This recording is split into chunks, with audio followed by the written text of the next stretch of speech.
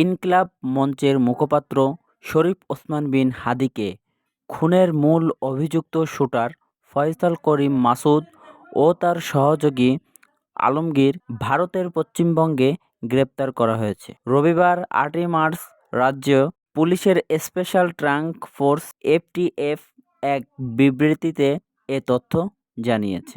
বিবৃতিতে বলা হয়েছে, গোপন সূত্র মারফত পশ্চিমবঙ্গ রাজ্য খবর পায় যে বাংলাদেশে চাঁদাবাজি ও খুনসহ একাধিক গুরুতর অপরাধ করার পর দুজন বাংলাদেশি নাগরিক দেশ থেকে পালিয়ে অবৈধভাবে ভারতে প্রবেশ করেছে।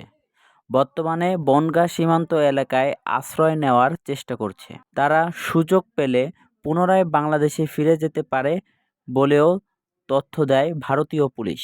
এতে বলা হয়েছে, প্রাপ্ত তথ্যের ভিত্তিতে পশ্চিমবঙ্গ রাজ্য এসটিএফ একটি অভিযান পরিচালনা করে এবং 2 বাংলাদেশিকে আটক করে। তারা হলেন পটুয়াখালীর রাহুল ওরফে ফয়সাল করিম মাসুদ এবং ঢাকার আলমগীর হোসেন।